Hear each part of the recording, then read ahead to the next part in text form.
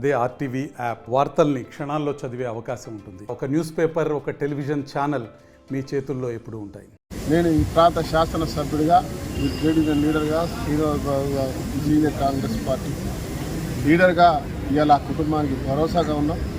ఎవరైతే వారు అంటున్నారో వారికి రావాల్సినటువంటి ప్రతి ఒక్క సింగరేణి వ్యవస్థ ద్వారా వచ్చేటువంటి ప్రతి ఒక్క బెనిఫిట్ని వారికి ఇవ్వడం, దాంతోపాటు ఆ కుటుంబానికి ఉద్యోగాలు ఇవ్వడం, ఉద్యోగంతో పాటు వారి ఇంట్లో ఒక చిన్న బాబు కూడా ఉన్నాడు, వారి చదువు నిమిత్తం పూర్తిగా సహకారం చేయాలని చెప్పి అడగడం జరిగింది. తప్పకుండా అవన్నీ కూడా జరుగుతాయి.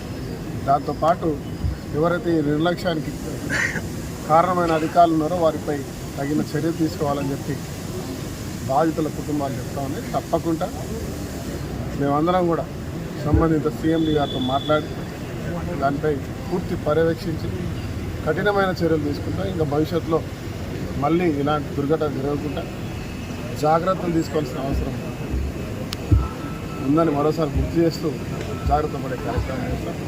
మీడియా మిత్రులందరూ కూడా చెప్తాం, వర్షాకాలం ఓపెన్ కాస్టల్లో వితౌట్ ఎనీ సెక్యూరిటీ మెజర్ తీసుకోకుండా కూలిపోతూ ఉండడం వల్ల ఈ ప్రమాదం జరిగిందని చెప్పి అధికారులు చెప్తా ఉన్నారు.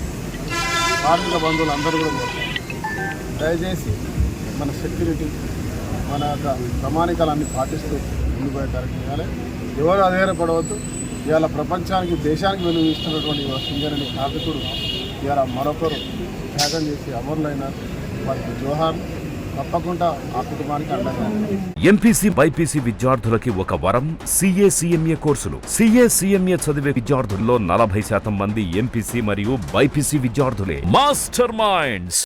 కేవలం వర్కర్లు పనిచేస్తే యాజమాన్యం నువ్వు చేయిపో అని హుకుం జారీ చేసే పరిస్థితి వచ్చింది.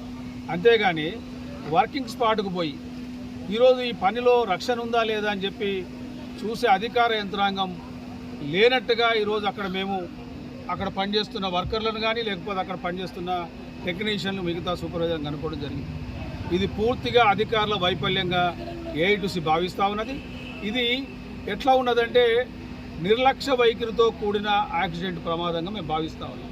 ఎందుకంటే ఈరోజు అక్కడ పనిచేస్తున్నప్పుడు అక్కడ డంపర్లు, డోజర్లు, షావల్స్ అని తిరుగుతూ ఉన్నప్పుడు నీకు అక్కడ పనిచేస్తున్నప్పుడు మట్టిని తీసిన మట్టిని వెడల్పుగా పోసుకునే బాధ్యత ఆడ ఉండి సూపర్వైజన్ చేసే అధికారులు ఉండాలా. ఎవరు లేని పరిస్థితిలో నేను చెప్తానో మీరు చేయండి పో అనే పద్ధతి ఆడ మాకు కనబడ్డది. ఏదైనా ఈ వైఖరిని మేము తీవ్రంగా ఖండిస్తూ ఉన్నాం. ఇది పూర్తిగా యాజమాన్యం వైఫల్యంగా మేము ఈరోజు మేనేజ్మెంట్తో చెప్తా ఉన్నాం. రేపు సేఫ్టీ ట్రైపార్టెంట్ మీటింగ్ హైదరాబాద్లో ఉన్నది. దీని మీద మేము బరాబరుగా చెప్తాం. కార్మికులు తప్పు చేస్తే వెంటనే ఎల్లో కార్డు, రెడ్ కార్డు అని, లేకపోతే ఛార్జ్ షీట్ అని సస్పెండ్ చేస్తూ ఉన్నాం. ఇది నివారించదగ్గ పనులు. ఆ పైప్ లైన్ వేయడం అనేదే ఒక తప్పు పద్ధతిగా చేస్తూ ఉన్నాం. దానికి అనేక విధానాలు ఉన్నాయి. కానీ ఏమాత్రం రక్షణ చర్యలు తీసుకోకుండా జరిగిన దానికి పూర్తిగా బాధ్యత యాజమాన్యం ఇది భరించాలి. దీనికి బాధ్యత కూడా వహించాలి.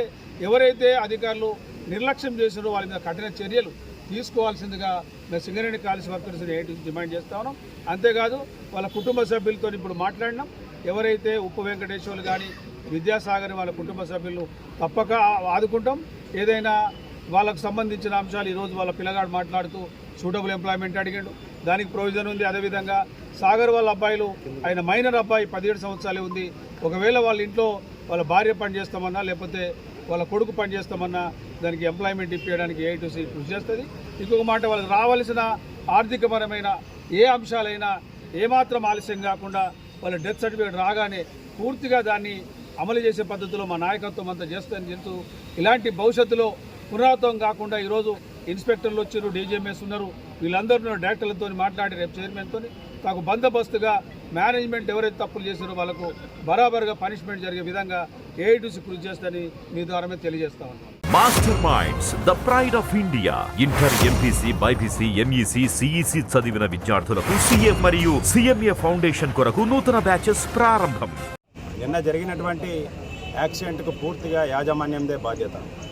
ఇవాళ వచ్చినటువంటి కార్మికులను అనేక రకాలుగా ఇబ్బందులు చేస్తూ, వాళ్ళు గతంలో పనిచేసినటువంటి లొకేషన్ వేరు, ఇవాళ పంపిన లొకేషన్ వేరు, వాళ్ళకి అక్కడ ఉన్నటువంటి ఏరియా పట్ల అవగాహన లేకపోవడం కావచ్చు, అదేవిధంగా అక్కడ ఉండాల్సినటువంటి ఇంజనీర్ కావచ్చు, ఆ పైన అధికారులు కూడా ఎవరు కూడా సరైన ప్రికాషనరీ తీసుకోకుండా ఆ మట్టి వర్షం పడ్డప్పుడు ఏ విధంగా ఉంటుంది, ఏ విధంగా కూలుతుంది, అనే కనీస అవగాహన లేకుండా మనుషులను కూడా ఏదైతే యంత్రాలు ఉన్నాయో యంత్రాలలాగా వాళ్ళు వాడుకుంటా ఉన్నారు.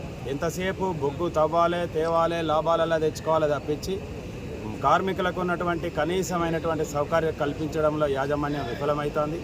నీకు అనుభవం ఉన్నటువంటి వ్యక్తులను అక్కడ పంపాలి, అనుభవం ఉన్నటువంటి ఇంజనీరు ఉండాల్సిన బాధ్యత.